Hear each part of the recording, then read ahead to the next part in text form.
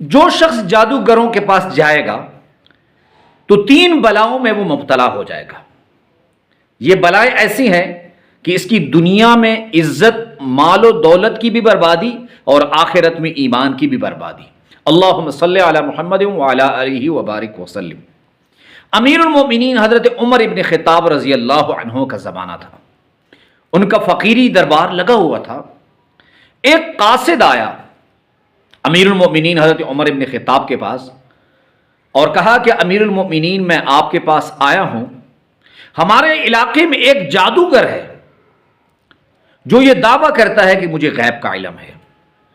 امیر المومنین عمر ابن خطاب رضی اللہ عنہ نے ایک شخص کو روانہ کیا کہ فوراً اس جادوگر کو بلایا جائے۔ سپاہی گئے، جادوگر کو امیر المومنین حضرت عمر ابن خطاب رضی اللہ عنہ کی خدمت میں پیش کر دیا۔ اب امیر المومنین حضرت عمر ابن خطاب رضی اللہ عنہ زمین پر تشریف فرما تھے۔ امیر المومنین نے چند کنکریاں لیں اور انہیں گنا اور اپنے ہاتھ پیچھے کر لیے۔ اس جادوگر کو کہا کہ بتاؤ میرے ہاتھ میں کتنی کنکریاں ہیں، کتنے پتھر ہیں؟ تو اس جادوگر نے کہا کہ آپ کے ہاتھ میں 9 یا 11 پتھر ہیں۔ امیر المومنین عمر ابن خطاب رضی اللہ عنہ نے ہاتھ کھولا تو وہ 11 تھے۔ امیر المومنین بھی حیران رہ گیا اور ان کے ساتھ جتنے صحابہ تھے وہ بھی حیران رہ گئے۔ اب امیر المومنین عمر ابن خطاب رضی اللہ عنہ نے دوبارہ پیچھے سے پتھر لیے اور ہاتھ بند کر دیے۔ اب اس جادوگر کو کہا کہ بتاؤ میرے ہاتھ میں کتنے پتھر ہیں؟ تو جادوگر نے کہا کہ وہ 9 ہیں، جب ہاتھ کھولا تو وہ 7 تھے۔ اب صحابہ نے پوچھا کہ یہ شخص تو کبھی غلطی نہیں کرتا، ہزاروں مرتبہ اس کو چیک کیا گیا ہے، کبھی بھی اس نے غیب کی خبر غلط نہیں بتائی۔ تو امیر المومنین عمر ابن خطاب نے کہا کہ جب پہلی بار میں نے کنکریاں اپنے ہاتھ میں لیں تو میں نے انہیں گن لیا، جب میں نے انہیں گن لیا تو جو میرے دل میں مجھے علم ہوا، چونکہ شیطان جو ہے ہماری رگوں میں خون کی طرح دوڑتا ہے، تو میرے شیطان کو بھی اس بات کا علم ہو گیا۔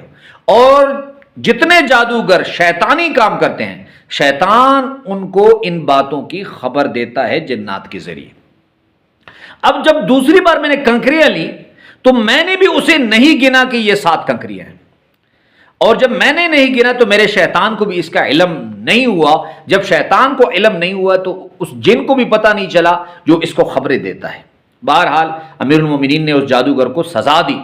تو اب جو میری بہنیں، میری بیٹیاں، بچے جادوگروں کے پاس جاتے ہیں، فلانا جادوگر ہے، مسیح جادوگر، ہندو جادوگر، بڑی بڑی دیواروں پہ، کراچی کی دیواروں پہ، راولپنڈی کی دیواروں پہ بابا مسیح اور فلانا محبت کے مسائل چند منٹوں میں حل، دشمن کو جو ہے قدموں میں گرا دیں گے، ایسے اشتہارات آپ نے دیکھی۔ جو ان جادوگروں کے پاس جائے گا 3 بڑی بیماریوں میں مبتلا ہوگا، 3 بڑی بلاؤں میں مبتلا ہوگا۔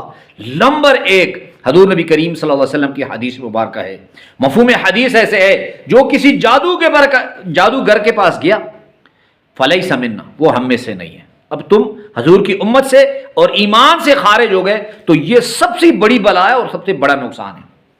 اور دوسرا، جو کسی جادوگر کے پاس جائے گا، وہ مہینے بعد ہو، 2 مہینے بعد ہو، 3 مہینے بعد ہو، وہ خود جادو کا شکار بنے گا، وسوسوں کی بیماری کا شکار بنے گا۔